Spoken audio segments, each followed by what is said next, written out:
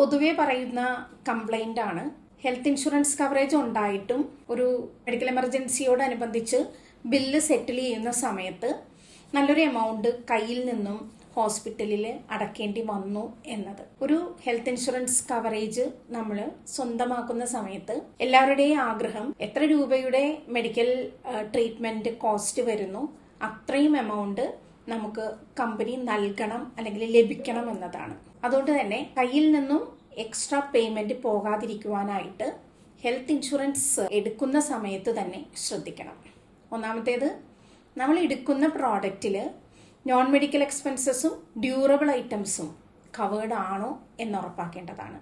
Non medical expenses എന്ന് പറയുമ്പോൾ plastic അല്ലെങ്കിൽ കൺസ്യൂമബിൾ ഐറ്റംസ് ആണ് ഇതിൽ വരുന്നത്. സിറിഞ്ച്, മാസ്ക്, ഗ്ലൗസ് പോലുള്ള പ്ലാസ്റ്റിക് ഐറ്റംസ്, ചില ഇഞ്ചക്ഷൻസ്, ഇതെല്ലാം നോൺ മെഡിക്കൽ എക്സ്പെൻസസിലാണ് വരുന്നത്. അതുപോലെ ശ്രദ്ധിക്കേണ്ടതാണ് ഡ്യൂറബിൾ ഐറ്റംസ് എന്ന് പറയുന്ന മെഡിക്കൽ എക്യുപ്മെന്റ്സ് അല്ലെങ്കിൽ സപ്പോർട്ടിംഗ് മെഷീൻസ് നമുക്ക് പലപ്പോഴും വാങ്ങുകയോ അതല്ലെങ്കിൽ റെന്റിന് എടുക്കുകയോ ചെയ്യേണ്ട സാഹചര്യങ്ങൾ ഉണ്ടാകാറുണ്ട്. ഇവിടെ ഡ്യൂറബിൾ ഐറ്റംസ് കൂടി കവേർഡ് ആണെങ്കിൽ മാത്രമാണ് നമുക്ക് നോൺ മെഡിക്കൽ എക്സ്പെൻസസിന്റെ കൂടെ വരുന്ന ഈ ബിൽ എമൗണ്ട് കമ്പനി കവർ ചെയ്യുകയുള്ളൂ. മറ്റൊരു ഏരിയയാണ് റൂം എലിജിബിലിറ്റി.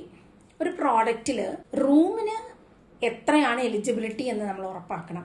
സാധാരണയായിട്ട് ഒരു സിംഗിൾ AC പ്രൈവറ്റ് റൂം ആയിരിക്കും പ്രോഡക്റ്റുകളിൽ കാണാൻ കഴിയുന്നത്.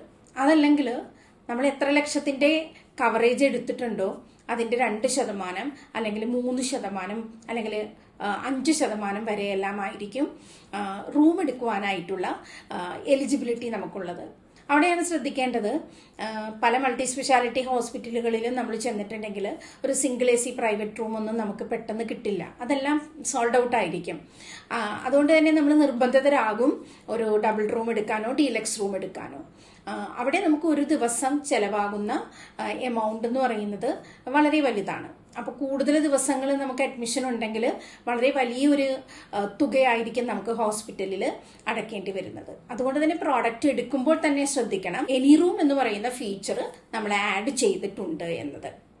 അടുത്തതായിട്ട് ശ്രദ്ധിക്കേണ്ടത് കോപേയ്മെന്റ്സോ അല്ലെങ്കിൽ സബ് ലിമിറ്റ്സോ ഇല്ല എന്നുള്ളതാണ്. അതായത് ഏതെങ്കിലും ഒരു പ്രത്യേക രോഗത്തിന് അതല്ലെങ്കിൽ ഇത്ര വയസ്സ് കഴിഞ്ഞാൽ ഇത്ര ശതമാനമേ നമുക്ക് ലഭിക്കുകയുള്ളൂ തുടങ്ങിയ ഒരു സബ് ലിമിറ്റ്സോ അല്ലെങ്കിൽ കോപേയ്മെന്റ്സോ നമുക്ക് ഉണ്ടാകാൻ പാടില്ല. അതുപോലെ ശ്രദ്ധിക്കേണ്ട ഒരു ഏരിയയാണ് സോണൽ കോപേയ്മെന്റ് ഉണ്ടാകാതിരിക്കാനായിട്ട് ശ്രദ്ധിക്കേണ്ടത്. അതായത് നമ്മൾ കേരളം എന്ന് പറയുന്നത് മിക്കവാറും ട്രീറ്റ്മെന്റിന് ചെലവാകുന്ന എക്സ്പെൻസസ് മറ്റ് സ്റ്റേറ്റിനെ വെച്ച് നോക്കുമ്പോൾ വളരെ കുറവാണ്. എന്നാൽ ഹൈദരാബാദ്, ഡൽഹി, മുംബൈ പോലുള്ള പല ഹോസ്പിറ്റലുകളിലും നമ്മൾ ട്രീറ്റ്മെന്റ് എടുക്കാനായിട്ട് നിർബന്ധിതരാകുന്ന സമയത്ത് കോപേയ്മെന്റ് ഇല്ലാതെ 100% കവറേജ് ലഭിക്കുന്ന ഒരു പ്രോഡക്റ്റ് ആയിരിക്കണം നമ്മൾ എടുക്കേണ്ടത്.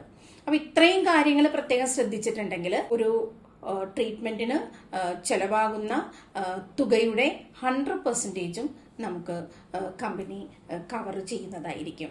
ശ്രദ്ധിക്കുക, കോംപ്രഹെൻസീവ് ആയിട്ടുള്ള ഒരു ഹെൽത്ത് ഇൻഷുറൻസ് കവറേജ് ആണ് നമുക്കുള്ളത് എന്ന്.